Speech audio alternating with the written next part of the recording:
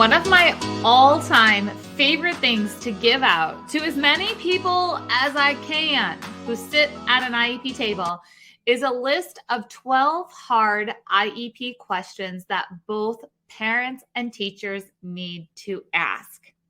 Now, there are 99 things, probably 199 things that need to be covered before, during, and after an IEP meeting. But this conversation that needs to happen before the meeting is so critical. And after doing this for 25 plus years, there's 12 questions that often get left behind. And it's critical that we address these situations. So I'm going to give you one of those today. One of those things. Now you can get all of them. They're free at iepchecklist.com. Just go there. I'll email them right to you. But here's the deal. We are getting towards the end of the school year.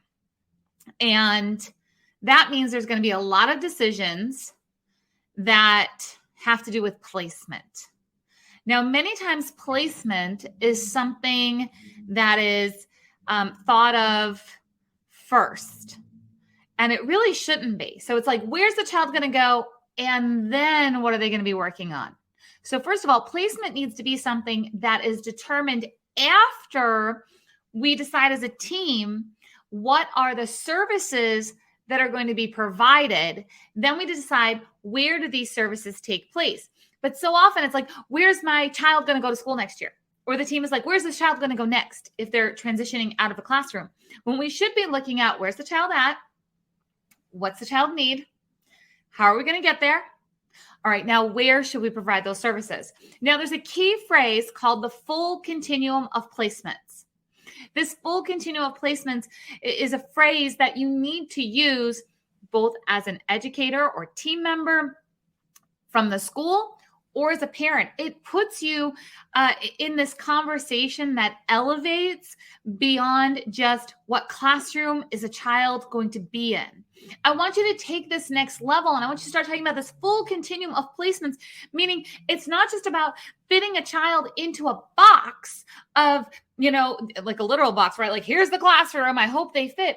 This is about truly deciding what needs to happen in a child's school day from beginning to end, from the time that they step onto campus to the time they leave campus. What needs to happen when we're looking at inclusion opportunities? What type of supports are needed? What needs to happen when it comes to speech therapy, occupational therapy, academic instruction, paraprofessional support, navigating the environment as independently as possible? There's so many things that need to be taken into consideration. And here's what happens a lot of times. Parents will ask the school, can I please see the classrooms that are being considered for my child? And they'll say, no. And there'll be a lot of different reasons why. Sometimes that reason is because, due to the privacy of other students. You know what? I'm just going to call it out as it is right now, okay? You didn't sign a privacy notice for your own child. If you're a parent, you did not sign that, nor did anybody else, which means that, yes, you can go and see students at the school just like a room mom or a PTA, member or volunteer or, the custodian. Like, people see kids in a school. It just is. So no. Well, we can't let you shop for a classroom, because if we let you shop for a classroom, then we'd have to let everybody shop for a classroom. Well, here's the deal. Parents are supposed to be equal IEP team members, correct? Correct. To make a decision as an equal IEP team member, you need to have equal information.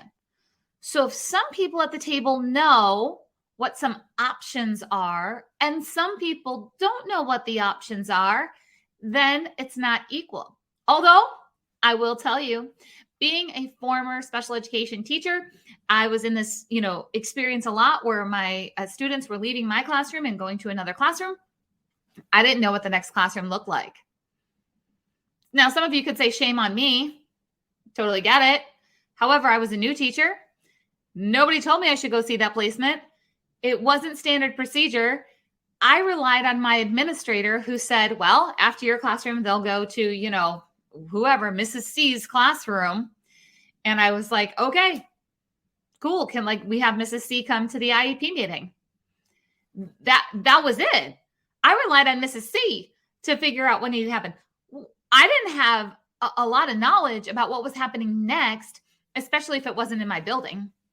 If it was in my building, I had an idea, right? But if I was, graduating a child from third grade and fourth grade was in another building, I didn't know. So parents, if you think that teachers know all the things when it comes to full continuum of placements, they don't. Now, teachers, that means that you need to advocate for yourselves and say, if I'm going to make the best recommendation as a teacher, then I also need to know this full continuum of placements. Placements, it means, somebody just commented here, says special education is not a place. It's a set of services and supports. Yes. Amy's actually in some of our programs. If I'm thinking that it's the Amy that I think that is Master IP Coach Mentorship or Special Education Inner Circle. And so we talk about this all the time because it's so critical to have this full discussion and to not have things like, well, you can't see because of privacy of the other students, or that you can't see because then other parents are going to ask to shop.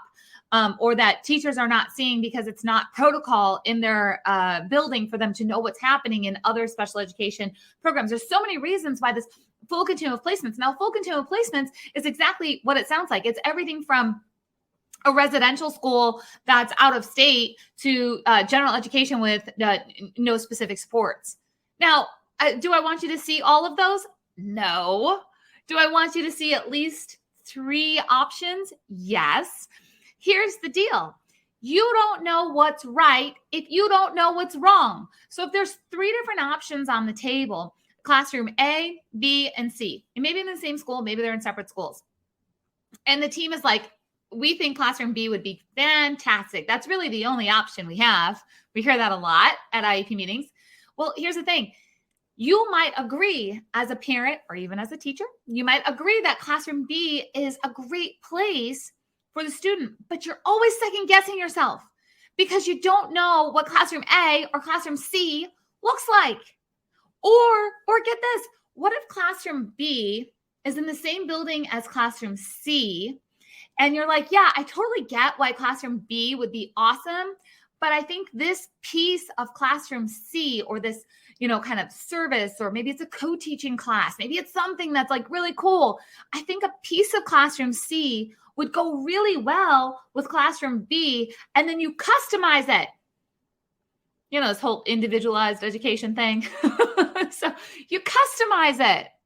So it's important for you to understand how to have this conversation about the full continuum of placements before the IEP meeting, because this obviously takes time to see what's going on in the district, what's available, what services, what supports, and have this open conversation that is not, feel like anybody's hiding anything or anybody has this hidden agenda. It's really about sharing equal information. Again, I want to encourage you to go to iepchecklist.com, go get the rest of the questions, and make sure you are having full and complete discussions as an IEP team about the full continuum of placements for each child, and that everybody feels confident about the 3 things that were considered and why a certain place was decided upon for the services to happen. Again, I want to let you know that you are not alone if you are struggling in special education decisions. It feels like an island. There's a lot of isolation. There's a lot of big, heavy decisions that need to be made. When you go grab this checklist at iepchecklist.com, you're going to see some other options on how we can connect beyond this, because you shouldn't be doing special education alone. It's important for you to have like-minded people around you that believe in the hope of what is possible in special education, that have the determination to help you make it happen, and have the strategies to get you there. And I've got some resources for you that can help, but you're going to get started at iepchecklist.com. Guys, I'll talk to you soon.